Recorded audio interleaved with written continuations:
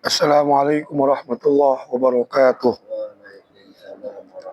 Alhamdulillah wassalatu wassalamu ala Rasulillah Muhammad bin Abdullah wa ala alihi wa sahbihi wa dzurriyyatihi wa mawala wa la haula wa la quwwata illa billah. Yang saya hormati segenap pengurus DKM Masjid Baitur Rahman, para alim ulama, para kiai, para tuan guru, para bapak haji, para ibu haji, para tokoh masyarakat, semua mudah-mudahan kita di pagi hari ini dirahmati, diberkahi oleh Allah Subhanahu wa Ta'ala. Kita lanjutkan pelajaran bulan yang lalu berkaitan dengan orang-orang yang sangat dicintai oleh Allah. Kemarin kita membahas tentang orang yang selalu melakukan kedermawanan ataupun memberikan kontribusi rezekinya kepada orang lain. Maka pagi hari ini saya sampaikan juga sabda Rasul, ahabbul ibad ilallah ta'ala anfa'un nasi ilan nas wa afdal a'mali idkhal surur wa ala qalbil mu'min yatrudu anhu ju'an aw yakshifu anhu karban aw yaqdi lahu dainan. Bahwa Allah sangat mencintai hamba-hambanya, yaitu kepada orang yang sangat bermanfaat kepada orang lain. Dan sebaik-baik amal adalah orang yang bisa membahagiakan hati orang lain. Sampai saya kemarin katakan, jikalau ibadah kita kepada Allah luar biasa, tapi kita tidak memperhatikan kesusahan orang lain, baik itu fakir miskin, kaum duafa, anak-anak yatim, maka semua amal ibadah kita akan tidak ada maknanya. Seperti kisah kemarin yang saya sampaikan, itu seorang yang berumur 80 tahun, dia begitu hebat ibadahnya, selama 80 tahun, yang bernama Abu bin Hisham, satu malam pun tidak pernah absen untuk tahajud. Ya, selama 80 tahun. Semalaman gak pernah absen tahajud. Masya Allah. Lain dengan jamaah Baitur Rahman. Ya. Sering absen apa sering hadir tiap malam? Hadir waktu tidur. Saking hebatnya itu Abu bin Hisham, tetapi sudah saya ceritakan bulan yang lalu, nilai-nilai ibadahnya nol. Kenapa? Karena sepanjang di waktu pagi sampai malam, dia tidak peduli kepada orang-orang yang membutuhkan.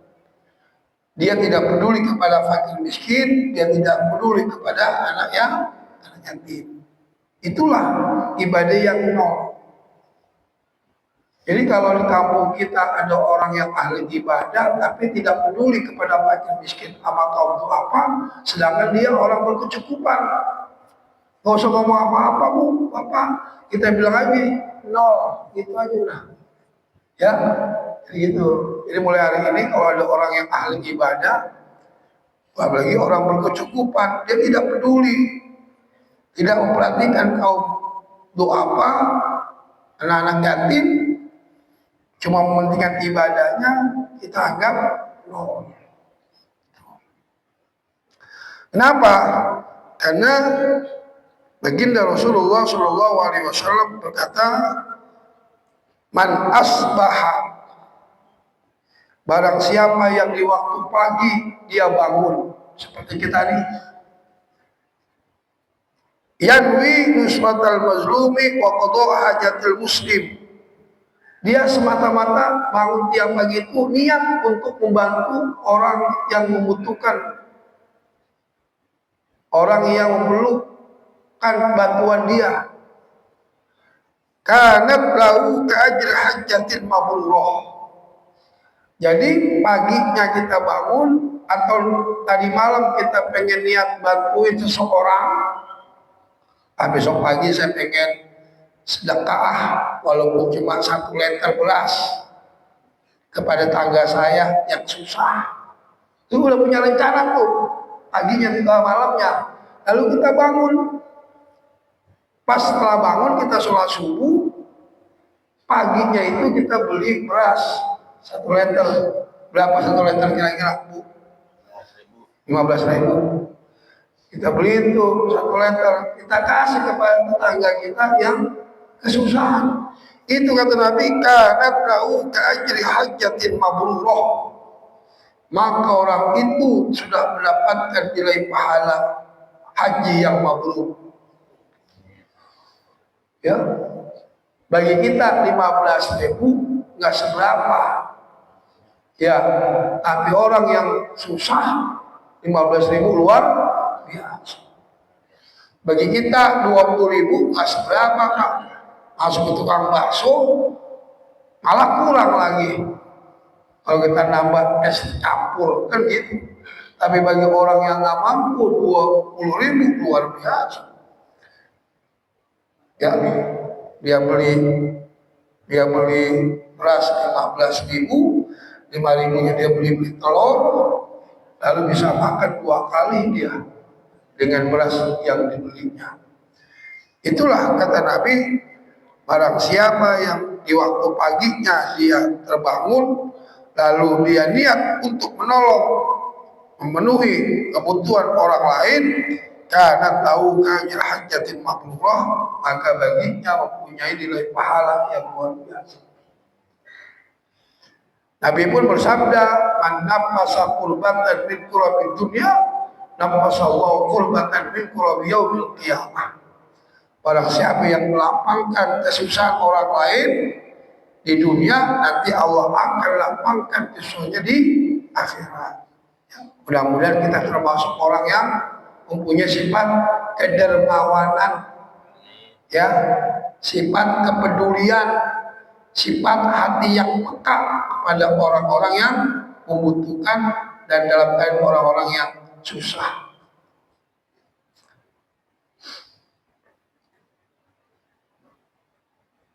Lalu yang selanjutnya kata Nabi, itulah hal yang sangat penting di dalam perkara yang tidak bisa dikalahkan oleh perkara yang lain. Khoslatani la syai'a afdalu minhuma al-imanu wan naf'u lil muslimin. Jadi kita tuh sudah beribadah kepada Allah, sujud, zikir, ya, puasa atau ibadah-ibadah kepada Allah yang lainnya, lalu kita manfaat yang kita miliki untuk membantu orang lain, itulah khoslatani la syai'a afdalu minhuma. Tidak ada yang lebih baik kecuali 2 hal yang kita lakukan tadi. Iman kita mantapkan dengan ibadah, lalu manfaat kepada orang lain. Tidak ada yang lebih hebat kecuali 2 sifat itu, ya, perilaku itu. Dia beriman kepada Allah, dia sujud, dia beribadah, lalu wan naf'u lil muslimin, dia bisa manfaat kepada orang lain. Maka kata ulama, 2 unsur ini, kita sujud, kita beribadah kepada Allah dan bermanfaat kepada orang lain, tidak bisa dipisahkan. Ya, wa khoslatani la syai'a hafbathu minhuma asyirku billah wa dhurrul mu'minin. Malah sebaliknya, kalau 2 perkara itu yang sangat luar biasa, iman dan bermanfaat kepada orang mukmin, ada juga 2 perkara yang paling jelek. Tidak ada yang lebih jelek lagi kecuali 2. Pertama, orang yang menyekutukan Allah, kebalikan dari beriman. Yang kedua, orang yang menyusahkan. yang membuat madorot di tengah masyarakat. Ya. Jadi inilah yang dikatakan oleh Nabi bahwa dua perkara ini antara iman dan bermanfaat kepada orang lain tidak bisa kita pisahkan. Ya, saya ulangi, dia begitu hebat sujudnya kepada Allah, tapi dia tidak peduli kepada kaum itu apa, orang yang memerlukan, orang yang susah, ibadahnya nol. Kebalikannya, dia hebat luar biasa, tapi dia tidak beriman kepada Allah, ya nol. Contohnya, ya pemain-pemain bola, artis Hollywood, itu kan bukan miliarder, triliuner, membantu ayat-ayat di belahan dunia, seperti Cristiano Ronaldo, berapa ratus miliar dia bantu anak-anak Afrika, ya anak-anak yang dalam keadaan ya kelaparan di belahan dunia, belum artis-artis Hollywood. Nah, dalam pandangan Islam hebat dia. Begitu tingkat sosialnya, tingkat kepekaannya, tapi tidak beriman kepada Allah. Ya, dia cuma dapat pujian, dia dapat hanya sanjungan, dia dapat tempat kedudukan yang hebat di pandangan manusia. Tapi di pandang Allah, dia tidak beriman, ya Allah. La yuqbalu iman bila amalin wala amalun bila imanin. Tidak diterima seorang iman tanpa amal. Begitu juga tidak diterima amal kebaikan seorang tanpa disertai dengan iman. Makanya innal ladzina amanu wa amilus sholihat. Itu dua unsur yang tidak bisa dipisahkan. Sama seperti hadis ini, khoslatani la syai'a abdul minhuma al-iman billah wa naf'u lil muslimin. Dua perkara yang tidak ada lebih unggul, tidak ada lebih unggul daripada dua perkara ini, apapun namanya, yaitu beriman kepada Allah dan manfaat kepada orang lain. Jadi dua unsur ini tidak bisa dipisahkan. Sehebat apapun dia beribadah, tapi dia tidak ada kepekaan dan tidak ada kedermawanan, no ibadahnya. Begitu juga hebat kepekaannya, tingkat solidernya, tingkat ya kedermawanannya, tapi dia tidak beriman kepada Allah, dia kafir, itu pun nilai ibadahnya nol di mata Allah. Walaupun di dunia dia mendapatkan sanjungan, pujian, kedudukan yang mulia di mata manusia. Ya.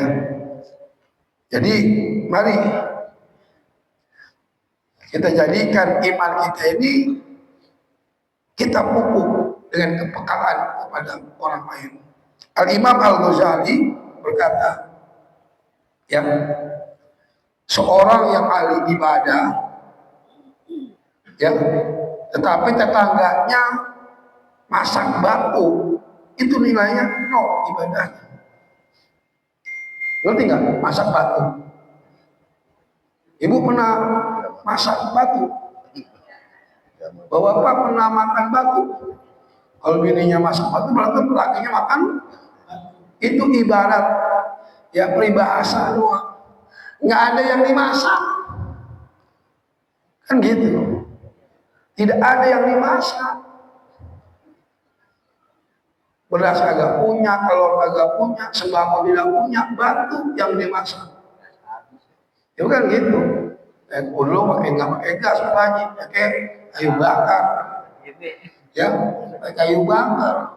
Kayu bisa dicari di mana saja, ranting-ranting kan gitu. Lalu taruh air di panci, ditaruh batu. Matang nggak? Itu isyarat kalau ada orang yang ahli ibadah, dia tidak peduli kepada fakirnya tetangganya, maka tidak mendapatkan nilai kebaikan daripada ibadah yang dia kerjakan. Nah itu. Lalu dikatakan juga di sini, Man asbala yanfi zulma ala hadin ghufra lahu ma jana. Kalau tadi kita punya rencana malam-malam besok pagi saya pengen bantu tetangga saya yang susah, itu sama juga mendapatkan nilai haji yang mabrur. Atau sebaliknya, waman asbaha, barang siapa di waktu pagi la yanwi zulma ala hadin ghufra lahu ma jana, dia bangun dari mulai pagi, dia terbangun lalu dia sholat ibadah kepada Allah dan tidak terbersit, artinya untuk menzalimi orang lain sepanjang hari, maka dosanya akan diampuni oleh Allah Subhanahu wa taala. Kadang-kadang kita kalau kesal sama orang kan dendam, betul nggak? Misalnya nilai kesal sama seseorang nih, itu kita mau tidur kadang-kadang udah punya pikiran jahat nih, besok gue samperin nih, besok gue marahin nih, kan gitu. Itu kata Nabi, kalau paginya dia terbangun lalu niat menzalimi orang lain, dia akan mendapatkan laknat Allah. Tapi bagi kita nih jamaah Baitul Rahman, bangun di waktu pagi lalu sholat subuh dan hati kita damai, hati kita tidak ada rasa untuk menzalimi orang lain, tidak ada layan, tidak punya niat sedikit pun untuk menzalimi orang lain, maka sepanjang hari itu kata Nabi, ghufir lahu ma jana, Allah akan ampuni dosanya. Ya. Jadi harus kita punyai hati kita itu di waktu malam kita tidur mengharap ridho Allah, dan kita punya niat besok paginya bisa kita bantu kepada orang-orang yang memerlukan sesuai dengan kemampuan kita. Lalu kita hindari di waktu pagi punya niat ingin menzalimi orang lain. Kalau kita sudah punya niat ingin menzalimi orang lain, maka kehidupan kita satu hari itu dilaknat oleh Allah. Tapi kalau di waktu pagi sampai kita tidur lagi tidak ada terbersit hati kita menzalimi orang lain atau menyakitkan hati orang lain, maka sepanjang hari itu dosa kita diampuni oleh Allah Subhanahu wa taala. Dan terakhir, setiap pagi malaikat turun. Setiap pagi nih model jam sini turun. Malaikat yang pertama mengatakan Allah berdoa, Allahumma a'ti munfiqan khalaqa. Malaikat yang satu mendoakan tuh, barang siapa yang bersedekah, orang yang berinfak, orang yang meringankan kesusahan orang lain, memikirkan penderitaan orang lain, maka kata malaikat Allahumma a'ti munfiqan khalaqa. Itu malaikat berdoa, ya Allah, berilah pengganti apa yang dia keluarkan dengan pergantian yang lebih banyak. Ya, kita ngeluarin 10.000 di waktu pagi, doain sama malaikat, ya Allah gantilah dia 10.000 itu berlipat-lipat. Tapi sebaliknya, kalau dari mulai pagi sampai siang, tangan kita pegang begini, itu malaikat nyumpahin juga tuh. Di sini katakan Allah mahlik mumsikan talapa. Ya Allah, hancurkanlah dia itu yang tangannya menggenggam pelit talapa dengan sehancur-hancurnya. Siapa yang doain? Malaikat. Coba malaikat kau berdoa gimana? Dijawab nggak kira-kira? Wah, sekali itu. Jadi kalau orang yang dermawan di waktu pagi peduli kepada orang yang susah, malaikat mendoakan Allahumma a'ti munfiqan khalaqa. Tapi sebaliknya, kalau orang itu tidak peduli kepada tetangganya, kepada orang lain dengan kesusahannya, lalu dia tidak memberi, maka itu pun malaikat menyumpainya Allahumma a'ti mumsikan talapa. Ya. Jadi kesimpulannya pagi hari ini 3. Kita tidur di waktu malam, lalu kita terbangun di waktu pagi, niatkan kita membantu kepada orang yang memerlukan kita sesuai dengan kemampuan kita. Maka kita membantu itulah, insya Allah nanti Allah akan membantu kesulitan kita di akhirat kelak. Yang kedua, janganlah kita mempunyai niat ingin menzolimi orang lain tatkala kita dibangunkan oleh Allah di waktu pagi. Karena kalau sudah niat ingin menzolimi orang lain, berkata ataupun sikap kita tidak menyenangkan kepada orang yang kita setuju, maka sepanjang hari itu kita tidak mendapatkan ridho Allah. Tapi sebaliknya, kalau mulai dari pagi sekarang hati kita damai, hati kita senang, hati kita tidak ada rasa dendam, tidak pernah mau menyakitkan hati orang lain, maka sepanjang hari itu dosa-dosa kita diampuni oleh Allah Subhanahu wa Ta'ala. Dan yang keempat, bila orang itu sudah beriman kepada Allah, lalu dia manfaat kepada orang lain, dua hal itu adalah dua hal yang tidak bisa diukur dan tidak bisa ditandingi oleh perkara-perkara yang ada di dunia. Nah, jamaah sekalian, maka orang-orang yang begitu hebatnya kepeduliannya kepada mereka yang membantu, maka seperti pahala haji dan umroh. Ibu sekalian, sebelum saya akhiri, kita akan kenal ada kaum muhajirin dengan kaum ansor. Tidak Bu. Kaum muhajirin, kaum yang ikut Nabi dari hijrah dari kota Makkah ke kota Madinah. Kaum yang di Madinah disebut kaum ansor. Tatkala kaum muhajirin yang hijrah dari Makkah itu tidak bawa apa-apa.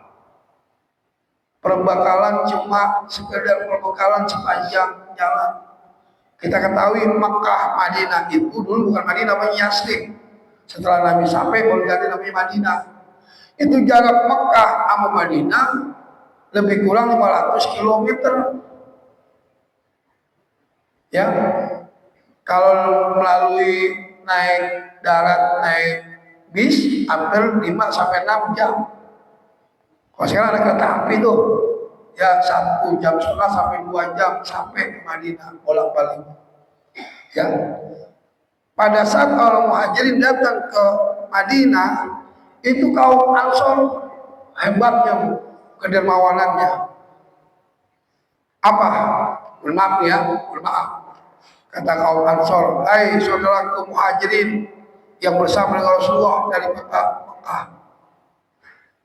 Ya, kata kaum ansor, saya punya istri ada beberapa orang. Dengerin nih, dengerin. Kamu yang mana yang mau dari istri saya? Tuh, kaum ansor baiknya. Saya punya istri beberapa orang. Kalau kamu pengen punya istri, ambil istri saya talak sekarang. Hebat loh kaum ansor. Sedekah istri. Ada nggak sekarang sedekah istri? Ada.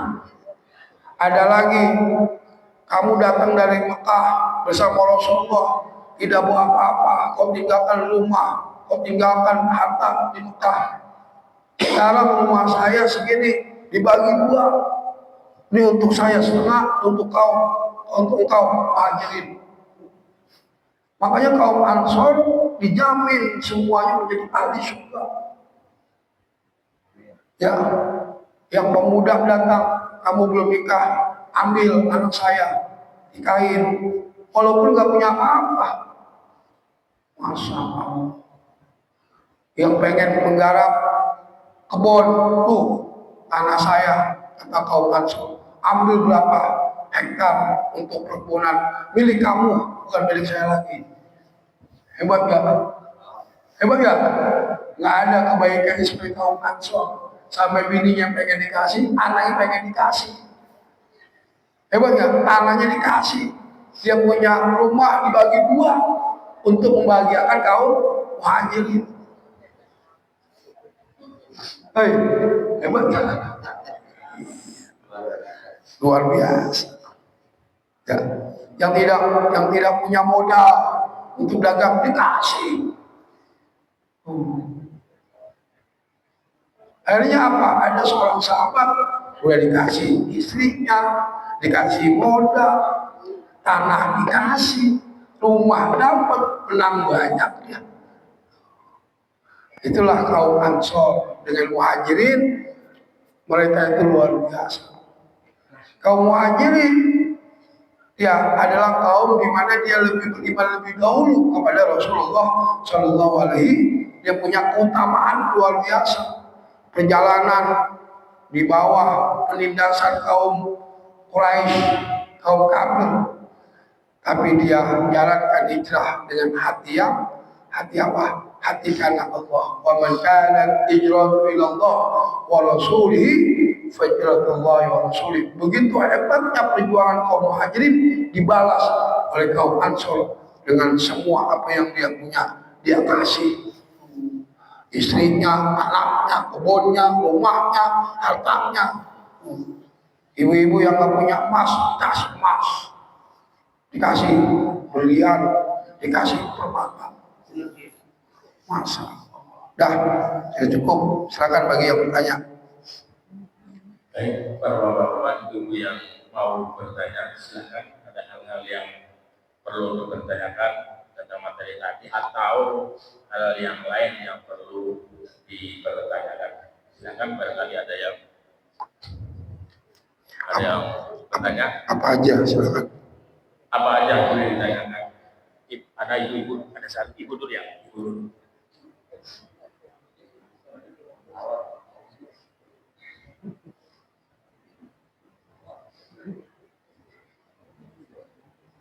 Assalamualaikum warahmatullahi wabarakatuh. Waalaikumsalam.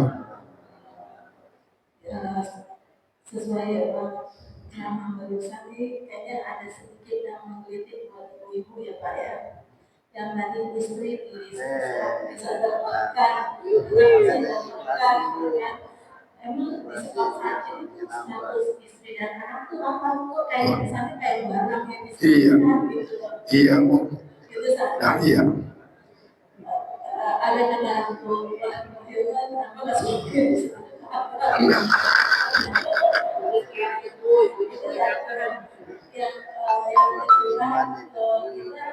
memberikan pemakai miskin gitu kan ya. Iya. Jadi sedekah miskin. Definisi miskin itu sekarang itu seperti apa sih Pak? Fakir miskin. Miskin gitu ya. Soalnya saya lihat misalnya kita memberikan sumbangan ke sekitar, kalau menurut saya lingkungan kita ini kayaknya nggak miskin banget gitu. Iya. Kayak walaupun tinggal kakak tapi punya motor gitu kan. Menurut saya itu yang miskin. Oh gitu. Miskin itu kayak apa sih? Iya. Assalamualaikum. Ibu, bukan saya menyampaikan sesuatu yang mengada-ngada, Bu, tentang pembagian yang dilakukan oleh kaum Ansor kepada kaum Muhajirin. Kenapa? Kaum Ansor itu mengerti bahwa rombongan sahabat Nabi yang bersama dengan Rasulullah dari kota Mekah itu semua hartanya ditinggalkan. Saking cinta kepada Allah, cinta kepada Rasulullah Shallallahu Alaihi, hartanya, rumahnya, sampai istrinya tidak beriman, ditinggalkan, Pak. Ya, betul nggak? Jadi mereka begitu memperjuangkan hatinya kepada Allah dan kepada Rasulullah Sallallahu Alaihi Wasallam, dia tinggalkan semua apa yang dia miliki di kota Mekah demi untuk kalimat ula, itu agama Islam. Itu yang diakui hebatnya oleh kaum Ansor. Sampai istrinya tidak beriman ditinggal, anaknya tidak beriman ditinggal. Mereka yang berkomplotan dengan kaum Abu Lahab, Abu Jahal, Abu Gosok yang lainnya, begitu ditinggalkan hartanya, ternaknya semua di Mekah. Akhirnya kaum Ansor mengerti dengan itu, yang tadinya di Mekah punya bini, sekarang di sini nggak punya bini. Dan kita tahu mereka punya istri lebih daripada satu. Saking sayangnya dikasih, diceraikan lalu dikasih, begitu diceraikan dulu baru dikasih. Cuma jangan langsung dikasih begitu, diceraikan dulu. Paham ya? Anaknya, ya anak muda nih, biar nyambung silaturahim terus, ikatan dengan ikatan hati yang karena Allah, cinta karena Allah, sayang karena Allah, dia pengen itu pemuda dari Mekah jadi menantunya. Masya Allah. Kayak dulu Bu, Saya asli orang Mampang Perapatan, orang Jakarta Selatan. Orang Betawi itu Bu, kalau orang ngerti agama dari manapun pengen itu yang ngerti agama jadi menantunya. Walaupun dia tidak punya apa-apa. Orang Betawi dulu begitu Pak. Ini pinter ngaji nih, dari mana-mana nih, datang dari daerah yang lain. Ada di situ, dia pengen tuh punya menantu pinter ngaji. Ya, dia ambil jadi menantunya. Begitu, saking apa? Saking agama yang didahulukan. Paham Ibu? Itu namanya tingkat keimanan yang luar biasa. Oh zaman sekarang nggak bakal bisa begitu Bu. Paling yang lain doang, dikasih rumah, dikasih kendaraan, dikasih tanah, dikasih wakaf untuk apa. Kalau bini mah kagak mungkin dah. Nyari juga susah sih romannya. Betul nggak? Itu kan tingkat keimanan yang luar biasa. Karena dia tidak bawa apa-apa dari Mekah. Tuh, dia dulu di Mekah punya tanah, bercocok tanam, di sini dikasih. Oh, yang rumahnya tadi nggak punya rumah, rumahnya di Mekah gede, nggak punya rumah lagi, dibagi. Oh, tingkat imanannya luar biasa. Ya, hebat nggak? Nah, yang kedua tinggal tentang fakir miskin.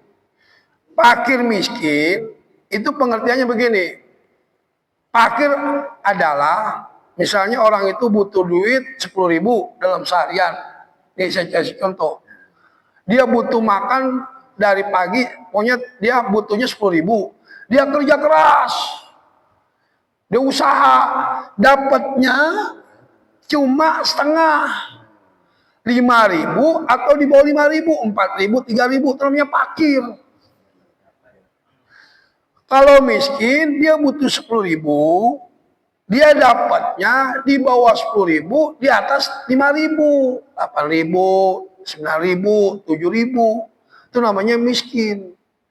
Kalau kaya butuh 10.000, dapat 10.000, apalagi lebih daripada 10.000, itu kaya namanya. Paham? Itu definisi yang paling gampang dicerna perbedaan fakir, miskin, kaya. Saya ulangi dah. Cuma kalau ngaji udah tua kan udah diulang-ulang. Jadi Bu ya, orang fakir itu adalah orang yang butuh kebutuhannya, dia usaha tidak mencapai setengahnya yang dia butuhkan. Kalau 10.000 dia cuma dapat 5.000, apalagi ke bawah, itu namanya fakir. Ya, kalau miskin dia butuh 10.000, tapi dapatnya 10.000 ke bawah, 9.000, 8.000, tapi di atas 5.000 setengahnya, itu namanya miskin. Kalau kaya dia butuh 10.000, dapat 10.000, cukup berarti kaya. Apalagi 11.000, 12.000, 13.000. Nah, kalau misalnya di lingkungan kita tidak ada fakir miskin, maka kita bisa berikan itu kepada apa? Lembaga atau panti atau orang-orang yang mengelola daripada kaum duafa. Begitu, Pak. Ya, yang penting kita percayai bahwa apa yayasan itu, panti itu ya benar-benar membina kaum duafa, nah kita ke situ. Paham? Saya yakin Pak, di sini mah orang kaya semua ini mah. Iya, saya yakin kok. Ya, dari mulai wajah-wajah ibu bapak di sini semua orang kaya semua. Buktinya Pak, Bu, duitnya nggak putus-putus. Betul nggak? Saya yakin banget nih yang hadir ini semuanya kaya semua. Duitnya nggak putus-putus. Kalau putus berarti, ya iya Pak. Oh, makanya, nah antara si kaya dengan si miskin, ya ini perbedaannya luar biasa. Nanti di akhirat, si kaya belakangan ke surga, si miskin duluan ke surga. Jaraknya Ustaz Ismail 500 tahun. Si miskin udah nikmatin surga 500 tahun baru nyampe, orang kaya baru di pintu surga. Kenapa? Karena si kaya diperiksanya lama. Si miskin diperiksanya kagak ada apa yang mau diperiksa, kagak punya apa-apa. Ibarat ibu bawa troli atau masuk ke minimarket pakai troli. Ibu pakai troli, semua dimasukin ke troli. Di kasir lama nggak kira-kira? Diperiksanya lama nggak? Coba kalau yang ambil cuma Pepsodent doang, cepet nggak di kasir? Cepet. Paham? Enggak, kalau duluan ke surga orang miskin. Kayak belakangan. Ustaz Ajunaid ini belakangan dia mah nih. Betul enggak? Betul enggak? Belakangan dia mah.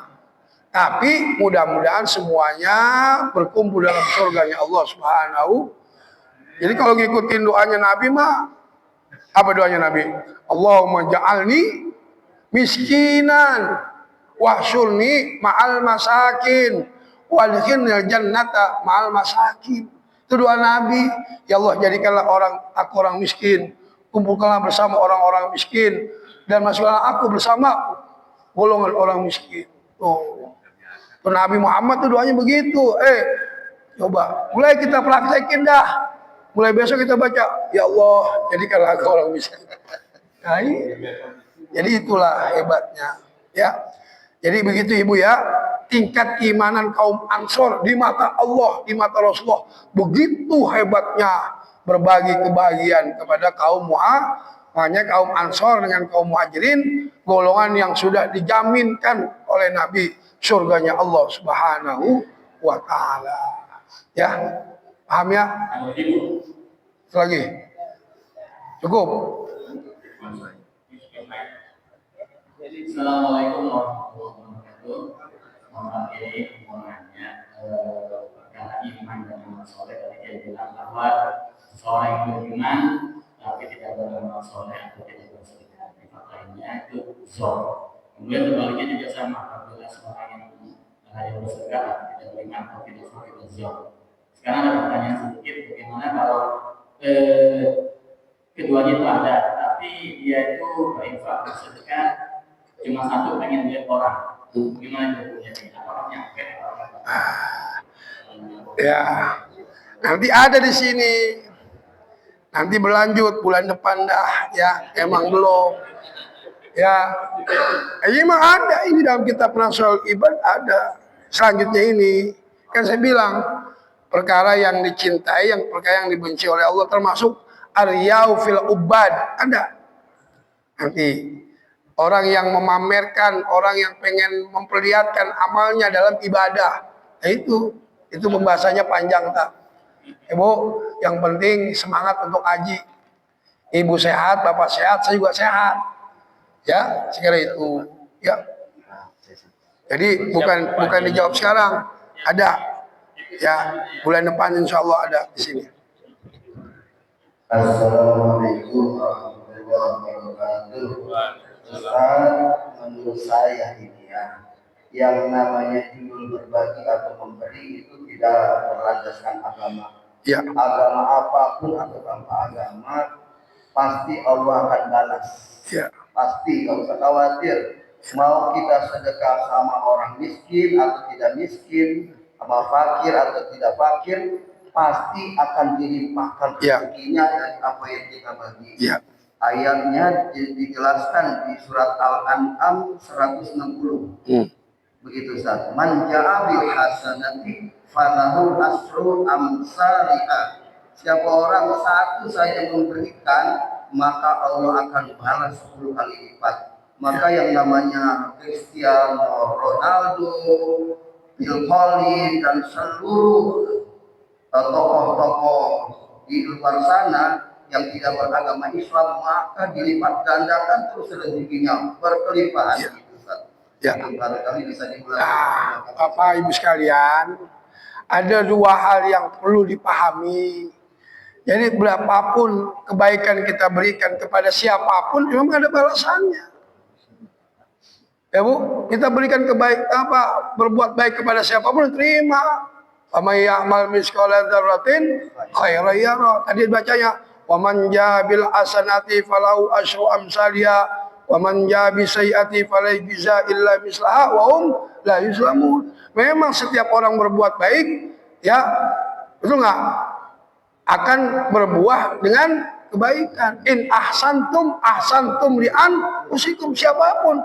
Tapi Pak, Bu, ada ungkapan begini, ada pemberian yang mubazir.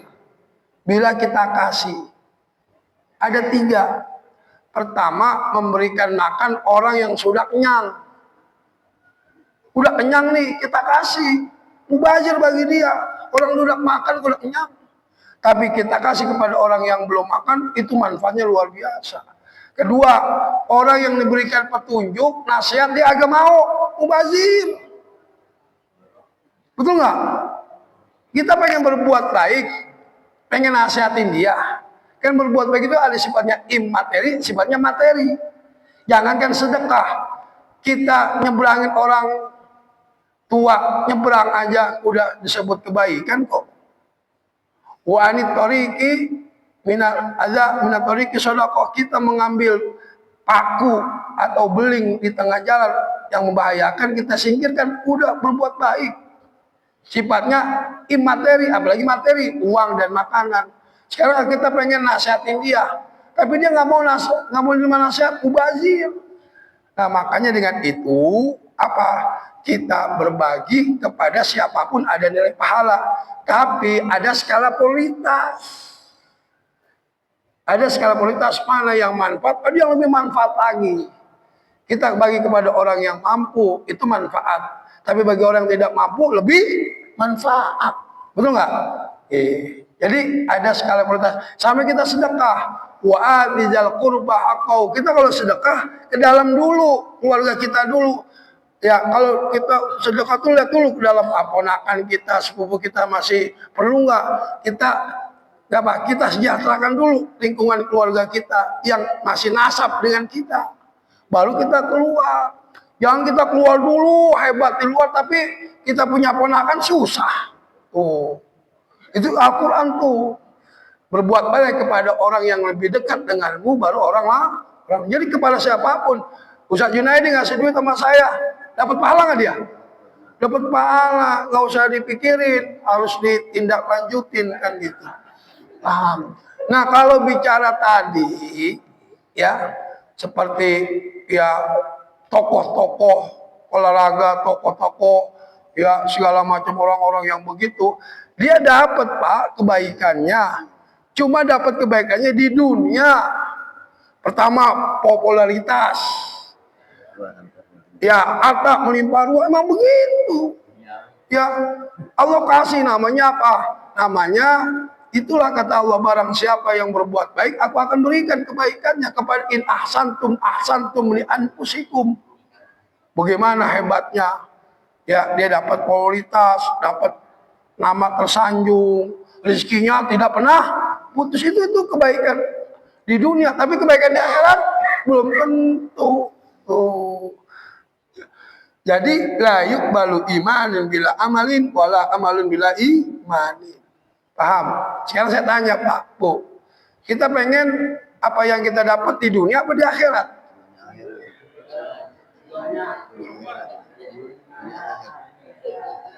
Di dunia apa di akhirat? Itu bukan minta, itu mengharap semuanya. Man zaro'ah hasoda, barang siapa yang menanam dia akan panen. Minimal di dunia kita dapat kemuliaan, ya walaupun kita tidak minta kemuliaan dari manusia, tapi kita mohon sa'idun fid dunya wa sa'idun fil, bahagia dunia, bahagia di akhirat. Kan gitu. Ya. Jadi orang yang non muslim itu dia dapat kebaikan oleh Allah. Dia dikasih namanya terkenal, popularitasnya tinggi, rezekinya makin tambah. Bu, sekarang saya tanya nih, Bapak, ada empang atau kolam, ada ikan mujair, ada ikan gurame, ada ikan mas, ada ikan kecil-kecil tuh, gapi dah, sama udang, lemparin tuh pelet, ya, lemparin ke tengah. Mana yang lebih banyak, gurame apa gapi apa ikan betok? Makannya pasti gurame. Jadi itu ilustrasi bahwa Allah berikan rezeki kepada orang di dunia ini tidak dipandang agamanya. Siapa yang sungguh-sungguh, siapa yang hebat dalam bekerjanya, walaupun dia non muslim, lebih dikasih namanya Ar-Rahman, Maha Pengasih, yang tidak pilih kasih. Orang mukmin agak mau usaha, diam aja. insya Allah mati. Itulah yang dikatakan itu orang yang ibadah kagak, sholat kagak, agama yang lain, matanya sipit, kaya-kaya. Nah, saya tahajud 12 8 rakaat, duha 12 rakaat, witir 11 rakaat, tapi males kagak mau usaha ya nol. Jadi disinilah rezeki itu bukan dilihat kepada agama, bagaimana kapasitas dia mengerahkan segala macam ya potensi yang dia punya. Ya, namanya Ar-Rahman, yang Maha Pengasih, tidak pilih kasih. Yang mata sipit begitu kaya, yang belok orang kan gitu. Nanti Ar-Rahim, yang Maha Penyayang, hanya yang disayang kepada orang Muslim. Nanti di akhirat orang non-Muslim tidak disayang. Makanya penyayang sudah pasti pengasih. Orang sayang udah pasti ngasih. Tapi orang ngasih belum tentu sayang. Bu, ibu sayang nggak sama suami ibu? Sayang nggak? Bapak sayang nggak sama bini bapak? Sayang dong. Jadi kalau orang sayang udah pasti ngasih.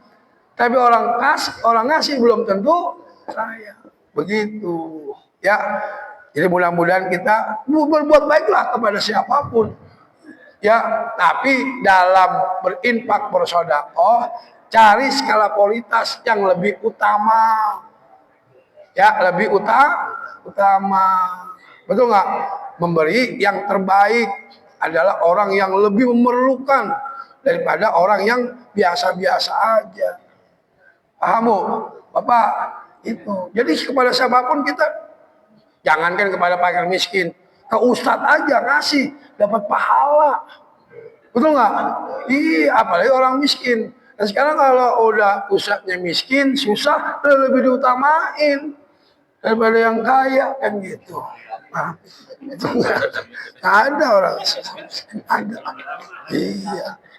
Ya, saya kira itu. Ya. Saya kira cukup, mudah-mudahan bermanfaat. Apa yang kita kaji menjadi ilmu bertambah, takwa kita makin bertambah, ibadah kita semakin meningkat, dan kepekaan kita kepada fakir miskin semakin meningkat. Al-Fatihah.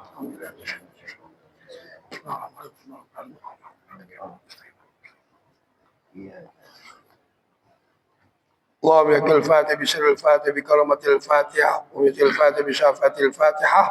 اللهم انفعنا بما علمتنا وعلمنا ما ينفعنا رب زدنا علما ينفعنا. اللهم اجعلنا واجعل أولادنا وذرياتنا من أهل الصلاة من أهل القرآن ومن أهل العلم ومن أهل الخير ولا تجعلنا وإياهم من أهل الجهل ومن أهل الضير إنك على كل شيء قدير. ربنا آتنا في الدنيا حسنة وفي الآخرة حسنة وقنا عذاب النار. وصلى الله على سيدنا محمد وعلى آله وصحبه وسلم والحمد لله رب العالمين. Kurang lebihnya mohon maaf. Assalamualaikum warahmatullahi wabarakatuh.